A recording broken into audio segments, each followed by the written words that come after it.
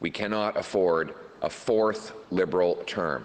We need change, and that is what Conservatives will bring. Today, we're here with our incredible team that will bring that change. We have, is Rick Perkins here? Where's Rick? Rick Perkins. Rick Perkins.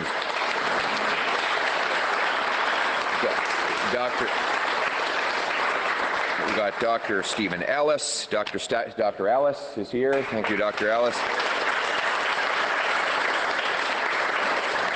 Rob Batherson, obviously, who spoke already. We've got Joe Hurdle, Marc Boudreau, and Christophe Damon.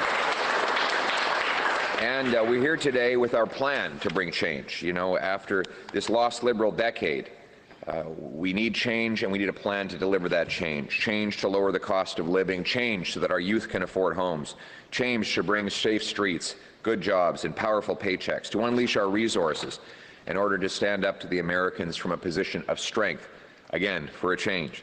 Over the next 4 years, my plan will cut the Liberal deficit by 70%, with less bureaucracy, consultants, foreign aid, and bureaucracy. We're going to cut handouts to insiders, and we're going to unleash our economy to build more homes and develop our resources. By contrast, Mr. Carney's planned deficit is going to be even higher than what Justin Trudeau promised. Not only is he promising to keep all of the spending that Trudeau had budgeted, he's promising to add another $130 billion on top of it, combining Trudeau's planned spending with Mark Carney's new promises. Liberals will add $250 billion to our national debt, which will drive up prices for everything, more expensive food, homes, and cars. Add it all up, and you can't afford a fourth term.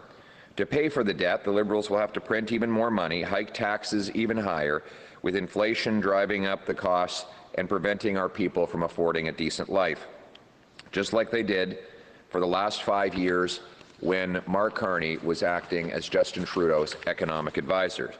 We've seen the rapid decline over the last decade in our quality of life. I don't know if you saw this story this week, but this incredible report that the government has published about how the future looks. They call it Future Lives, Social Mobility in Question. One section says 2040, more snakes than ladders. In this report, it's not just about the last lost Liberal decade. It's about how miserable life will become and how costly it will become on the current trajectory that the Liberals have created for us. The report that the government publishes says that the people will only be able to get ahead through inheritance and not through hard work. It says that homes will become even more expensive, that the economy will shrink, that property ownership and by extension wealth may become even more concentrated if younger generations abandon the idea of buying single-family dwellings. We see here that the government is warning that over the next 15 years, more people may struggle to afford rent, bills, and groceries. Many workers might have to leave the country, and even more so, and more shockingly so, the government says that because groceries will be unaffordable and out of reach, people will have to hunt, fish, and forage in public lands and waterways without reference to regulations. In other words, people will have no choice but to actually break rules in order to scrounge for food on public lands. This in Canada, a country blessed with the most natural resources and should be the land of the most opportunity anywhere in the world. But the trajectory we were on after the lost Liberal decade, were it to continue, would lead to more despair, more inflation, and higher costs. Now, I believe this report should be on the front page of every newspaper because people need to know the terrifying picture that a fourth Liberal term will paint of higher costs, of raging crime, of more despair.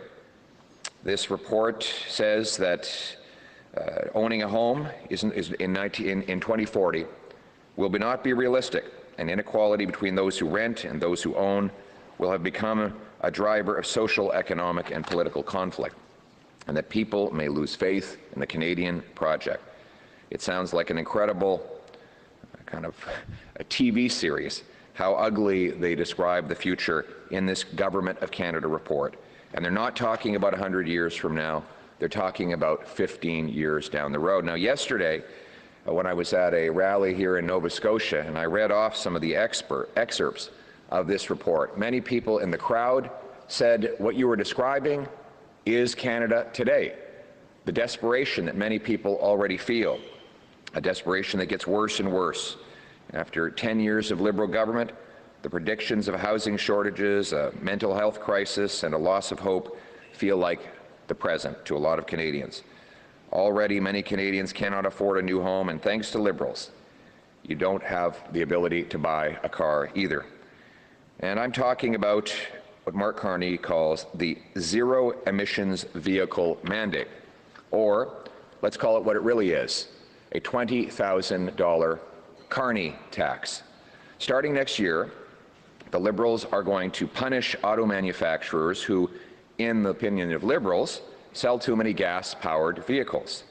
If a company sells even one car over the government-imposed quota, they will face a $20,000 per vehicle tax, which will obviously be passed on to consumers. Now, that's not a penalty for the car company. They'll just pass it on. It's a penalty for you, the consumer. If you want to buy a vehicle that is gas-powered, then you will very likely face taxes on that vehicle if the Liberals are re-elected.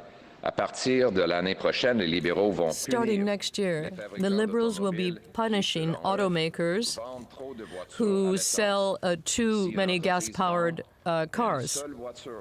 A single car beyond the quota imposed by the government will mean they have to pay a fine of up to $20,000 per vehicle. This is not a penalty for the automakers. This is a new tax that will be passed on to you, the buyer, if you wish to buy a gas-powered vehicle or hybrid vehicle. A country where you don't get to choose what kind of car you drive, where prices on everything skyrocket to fund his radical ideology, where Canadian workers in places like Oshawa and Windsor face losing their jobs just to justify the ideological fantasies of out-of-touch bankers and Liberal ideologues, people who spend too much of their adult life outside of Canada, disconnected from the reality of Canadian life. Now, make no mistake, this is an attack on your paycheck, and it's a direct hit to the auto workers. Independent economist Dr. Ross McKittrick estimates that this Liberal ban on gas-powered vehicles and the attacks that it applies on the remaining vehicles that are allowed to be sold will kill 38,000 Canadian auto sector jobs and cost our economy $138 billion. That's billion with a B. And who benefits from all this? Foreign automakers. Tesla will benefit.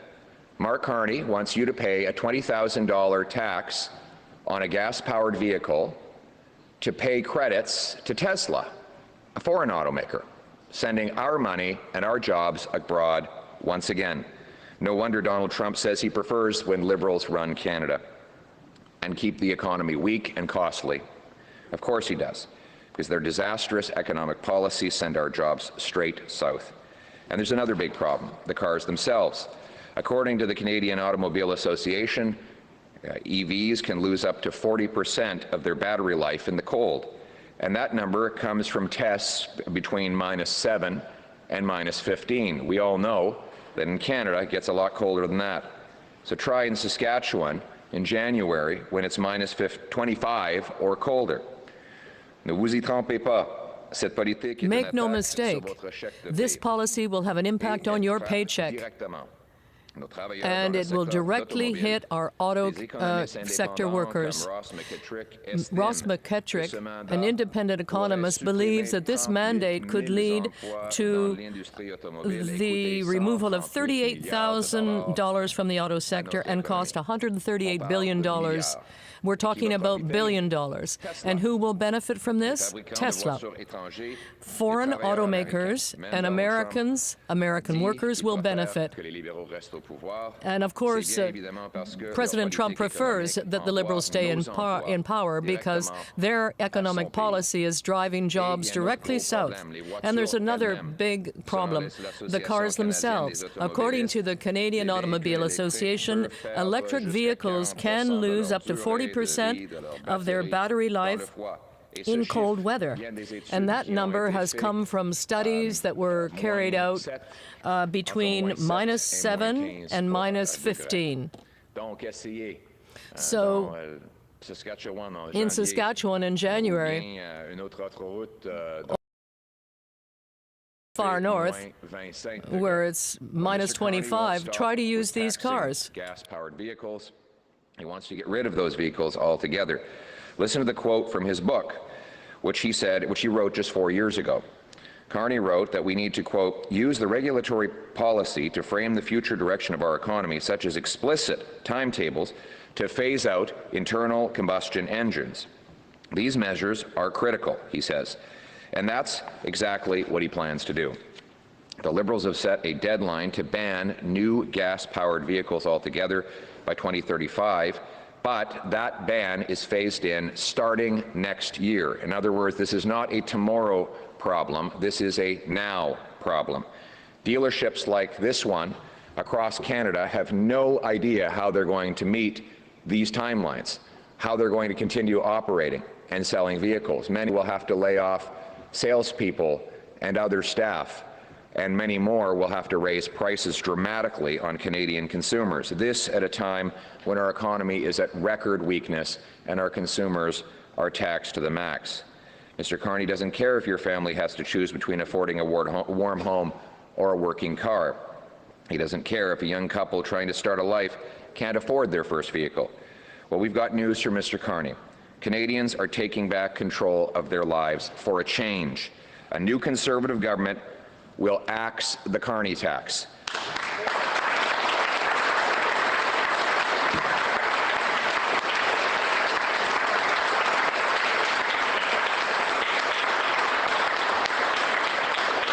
We will axe the Carney tax for a change. We will axe the Carney tax to revitalize our auto sector and to make vehicles more affordable. No $20,000 tax on gas-powered cars, no permanent bans on the cars you love and rely on. Let me be clear, I have nothing against electric cars. If you want one, buy one. Free choice. Make your own decision. I encourage you to buy one that's made in Canada, and I go even further to say that a Conservative government would bring real change and axe the federal sales tax on any vehicles made in Canada, so that you can save by buying Canadian.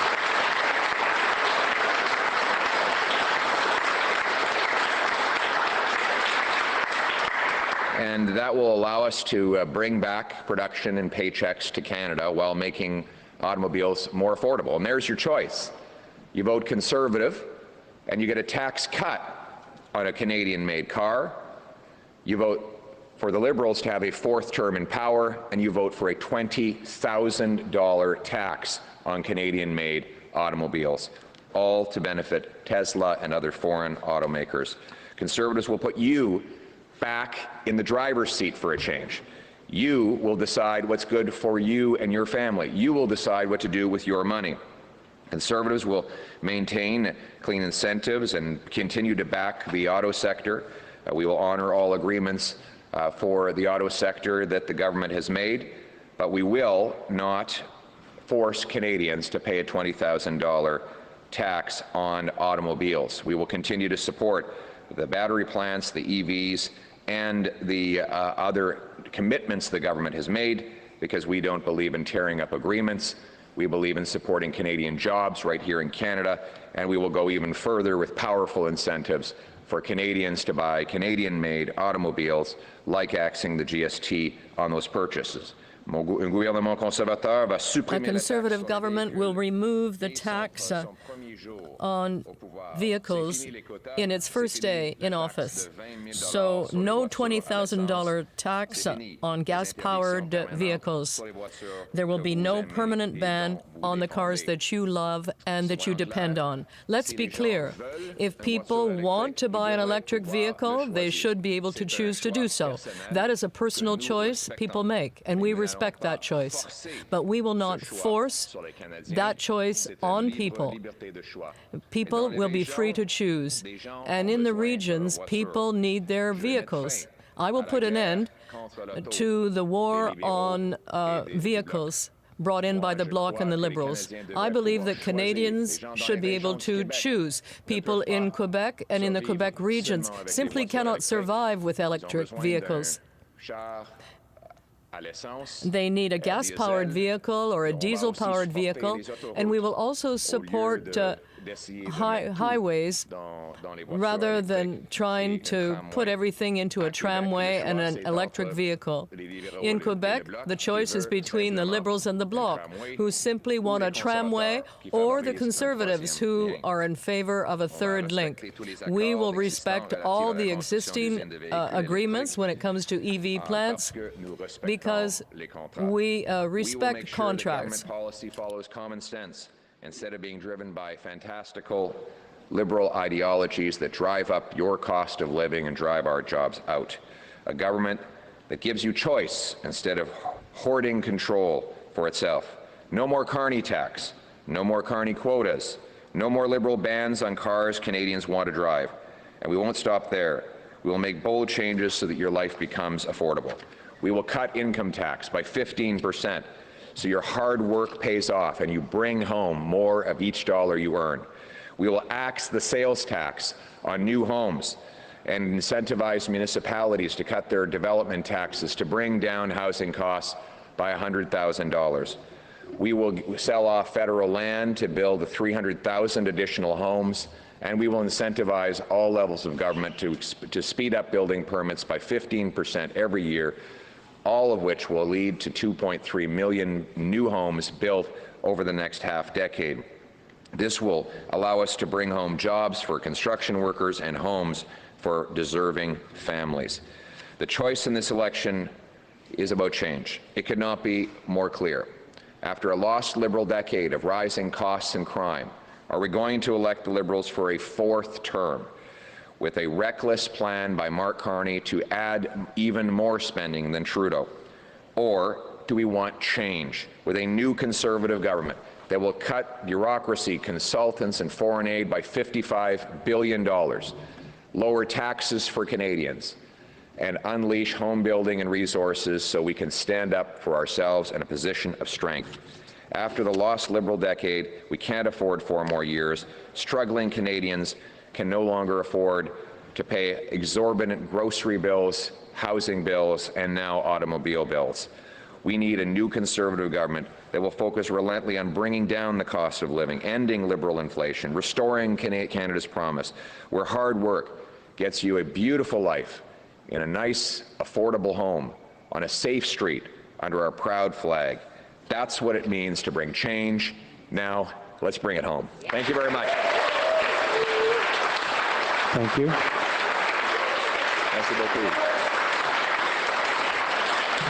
We will now take questions from the floor. Please say your name and outlet. Hi, it's Sheldon McLeod from MBS News.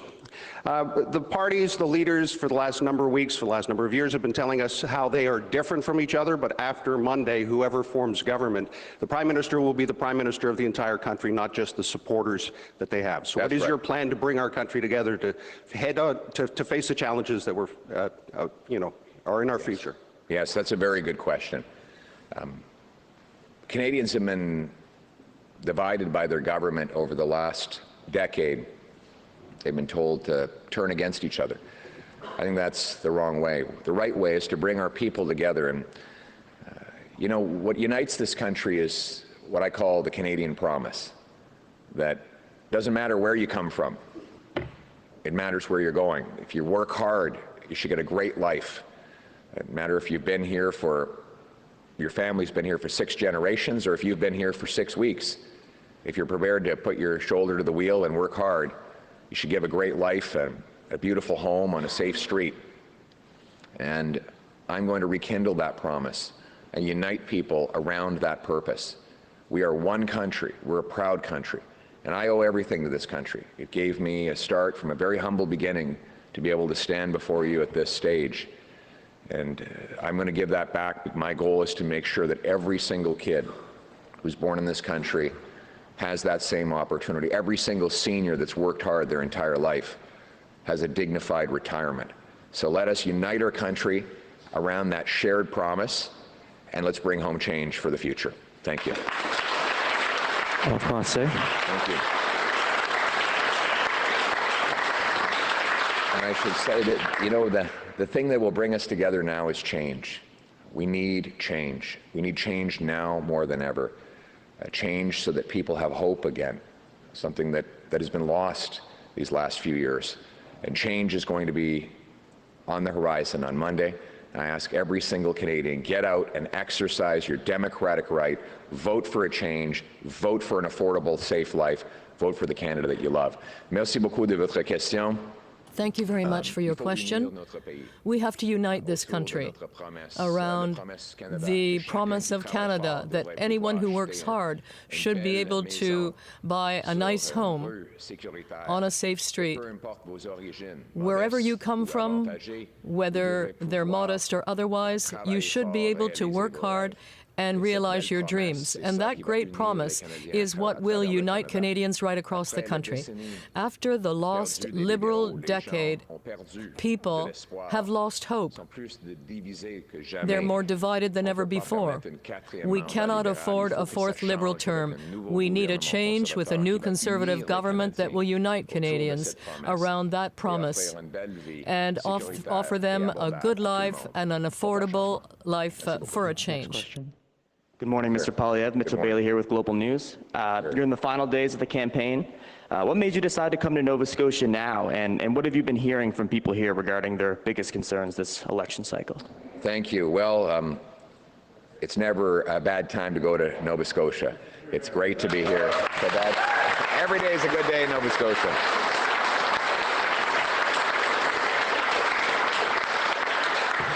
In fact, I think my friend Rick Perkins here thought that we should spend all of the 36 days of the campaign in Nova Scotia and never leave, which it's an incredible honor to be back. And what I'm hearing is that people want change. They want change. After a lost Liberal decade, Nova Scotians cannot afford to eat, heat, or house themselves. Housing costs have risen more in Halifax than in any other city in the country. The drug addiction crisis and crime crisis is raging out of control, and we can't afford a 4th Liberal term of rising costs and crime. The people of Nova Scotia and Canada need a change.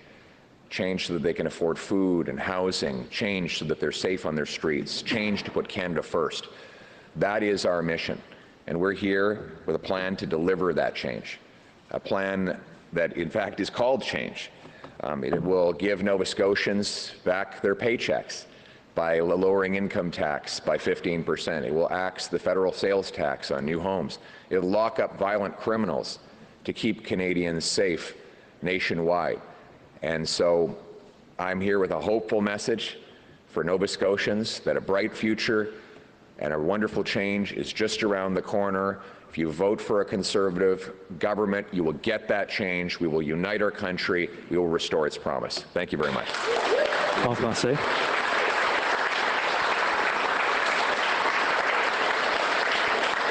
Thank you. Merci beaucoup. Thank you very much. There is no bad time to come to Nova Scotia. It's a beautiful province, and I'm very pleased to be here to talk about change. People need change. Through the visits I've made to people, I can see that they're struggling. The cost of food has exploded. 37% more quickly in Canada than in the United States over the last 5 years. The cost of housing has gone up in Halifax more than in any other city in Canada. Crime is now out of control. And after the lost Liberal decade, costs and crime are rising, and that has to change. We cannot offer a fourth term to the Liberals. There needs to be real change with a new Conservative government that will cut waste, cut taxes, unleash the construction of new housing and natural resources to again give Canadians a safe and affordable life. That is what we're offering the people of Nova Scotia. Good morning, Mr. Poilievre. Good morning. Pat Healy from the Laker News. Yes, sir. With the threat of U.S. tariffs impacting the auto industry, how would you work to ensure that impact is limited? First of all, I will axe the Carney tax. Can you imagine in the middle of this trade dispute how irresponsible the Liberals and Mark Carney must be to contemplate a $20,000 tax on Canadian-made gas-powered vehicles? It is utterly reckless. Not only is Mr. Carney continuing with the disastrous policies of Justin Trudeau, he wants to take them even further. Taxing your vehicle at $20,000 will mean you won't be able to afford one. So when people's old vehicle is breaking down and they can't afford a new car, they can't afford the Carney tax, how are they going to get to work? What are they going to do? And how are we going to keep jobs in this country when there's a new tax, Liberal tax, on vehicles? I will axe that tax, and I will let Canadians choose their own automobile. They will make their own decisions for themselves. Rural people, suburban folks need cars and trucks, and we need to protect their ability to make that decision. Furthermore, we want to encourage Canadians to buy Canadian automobiles. So we will axe the sales tax on Canadian cars. So here you have a choice. If you vote for a fourth Liberal term, you're going to get a $20,000 tax on your gas-powered automobile. You vote Conservative, you're going to get a tax-free vehicle that is made in Canada, knowing that you'll be creating jobs for fellow Canadians and strengthening our economy. This is the way we need to go. We need to put our country first for a change, put taxpayers first for a change, put affordable cars and trucks first for a change. Thank you. En français. Merci beaucoup.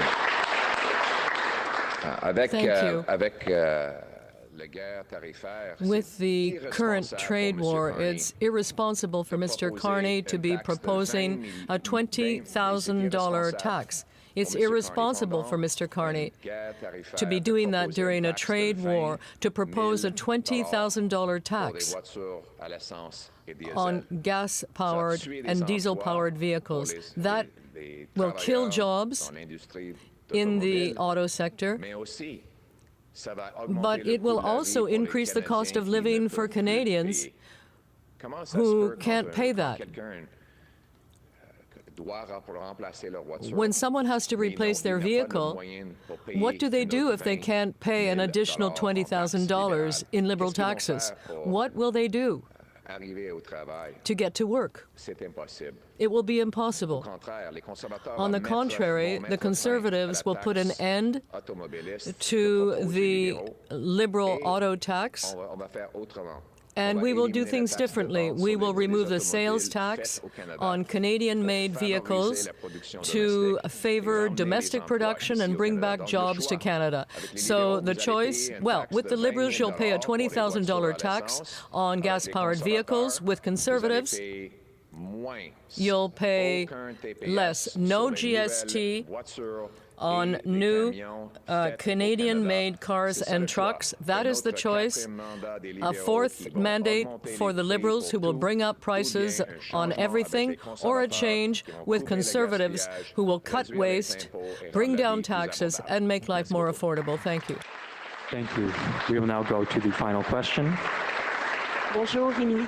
Bonjour. Émilie Descoteaux, Radio-Canada. Hello, Radio-Canada. On a appris que le président We learned américain avait that the parlé U.S. du President 51e État did dans talk son about the appel avec Mark 51st Carney, state in his alors call que with le Mark Premier ministre Carney, nous avait pourtant although dit the que Trump Prime avait Minister respecté said la that souveraineté du the Canada President lors de had l'audition. respected Comment vous Canada's interprétez ça? sovereignty during that call. How do you interpret that? Mr. Carney a dit Well, Mr. Carney said on the contrary. C'est clair que Mr. Carney doit expliquer. Obviously, Mr. Carney will have to explain that.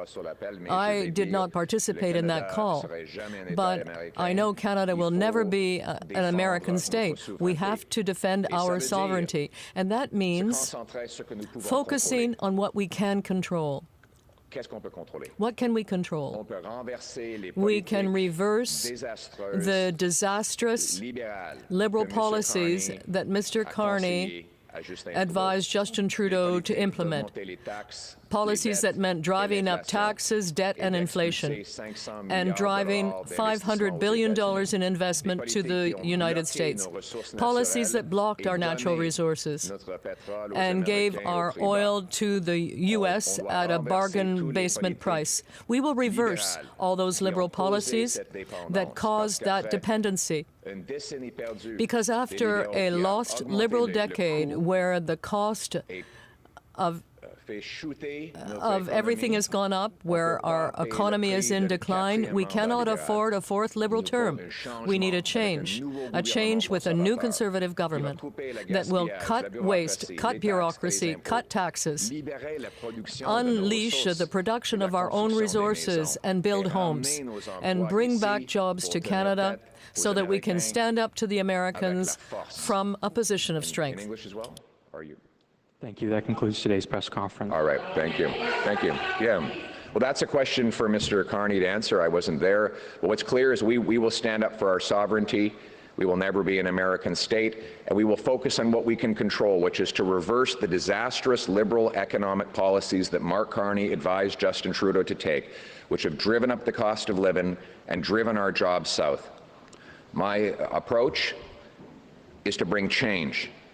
Change by cutting bureaucracy, taxes, and bringing down the cost of living. Change by unleashing the construction of new homes and Canadian resources to bring back the $500 billion that Liberals pushed south. Change so that Canadians can create jobs here at home.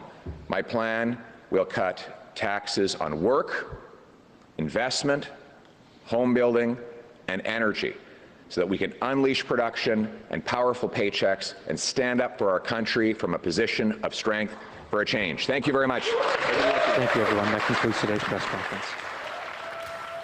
Okay, good morning, everyone. If you're just joining us here on CBC Morning Live, my name is Natasha Fatah. Heather is on assignment, and we've been taking you live to Halifax, where Conservative leader Pierre Poilievre has been making an announcement and taking questions from reporters. A key thing we were listening for was any sort of reaction to the news coming from our colleagues at Radio-Canada today that in last month's phone conversation between U.S. President Donald Trump and Prime Minister Mark Carney, that President Trump did once again make reference to Canada being better off as a 51st state. Now, watching alongside with us is Janice McGregor, who's joining us once again from Ottawa.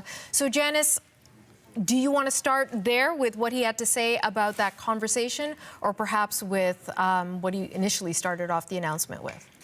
Yeah, well, we can deal with the conversation first, if you like, although Poilievre didn't really engage with it too much. He sort of said he didn't participate in the call, but agreed that Canada will never be the 51st state. Actually, the way he framed it does allow us to get into the crux of today's announcement, if you will, because often when these matters of Trump and sovereignty have come up, we have seen Pierre Poilievre take that as a way to pivot to what he sees as a perceived weakness, contrary to sort of what the Liberals say about sort of how they're making Canada strong.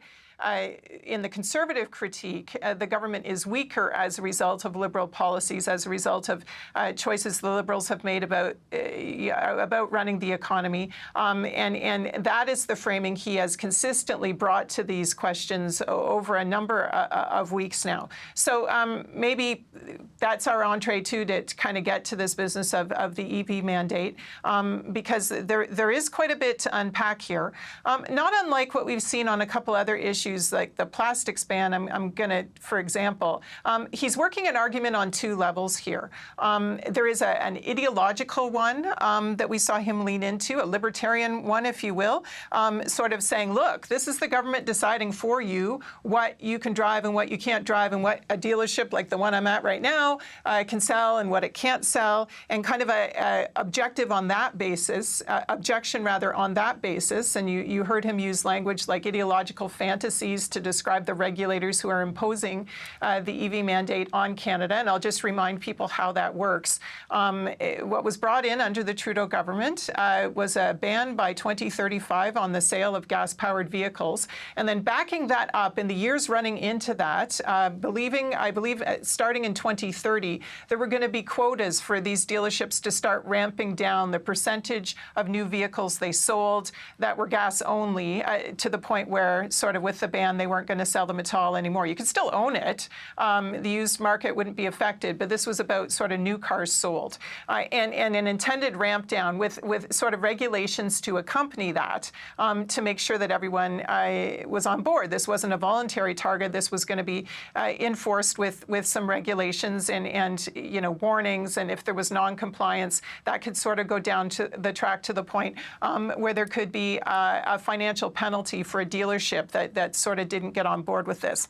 So that brings us to the cost argument that Poilievre is laying out, framing this as a cost of living issue for people who drive. Also, something that could be a job killer, in addition to sort of, in their view, making things more expensive, something that could harm the competitiveness of the industry. I want to note here that we have seen a lot of consequences raised by vehicle manufacturers in Canada about the cost of this mandate, about whether it was smart, about whether it was something that could hurt Canada's industry's competitiveness on the global stage. If the government didn't pull back from it, the industry found the transition too fast, too ambitious. Again, much like Poilievre said, not that they're against sort of having more EVs on the road, but just they didn't like sort of the speed of the ramp, if you will, the angle of it. They felt it was not something that was achievable for them, and not something with infrastructure and charging infrastructure in particular that Canada was really going to be ready for on the timeline set out. So the industry objected to it. But what Poilievre is framing here is that this is going to be a tax that could be on right away, a $20,000 tax. There is no $20,000 tax on gasoline vehicles. What they're doing is they're extrapolating what they believe the costs of compliance for these dealerships would be, and assuming that the dealerships, the car manufacturers, would have to pass on the cost of compliance to the people who still wanted to buy a gas vehicle, and that would increase the price of the vehicle. So it's sort of he's much like what they were doing with the plastics ban. Really, he was calling it a tax, and there's new nicknames here. No more carny tax, no more carny quotas when it comes to cars. But this was never actually a tax, and I want to make that clear. I also want to say that the Conservatives, again, in keeping with the economic framing, in their platform have banked an awful lot of revenue from scrapping this mandate. $11 billion by 28-29. That is, again, before the ramp down was even really set to be underway. Revenue they feel from unleashing this and ending the mandate that they could then use to offset the size of the deficit in their platform. So they believe there are huge gains to be made just by scrapping this. And they have already booked all those gains in order to be able to post a projected deficit for the next couple of years lower than what the Liberals are intending to do. So in a nutshell, I think a lot of people are going to be looking at this math this morning, but that's how I understand, at least so far, what I've been able to glean. We should be interpreting what he said. Okay, CBC's Janice McGregor in Ottawa. Thank you, Janice. You're welcome. Okay, friends, we do want to return to that breaking news we told you about just a few moments ago. There has been a shooting incident at Toronto Pearson International Airport. This has now been confirmed by CBC News, and we've been told that it was a police-involved shooting. More details are to come. The special investigators are now being dispatched. This is a special unit of the police that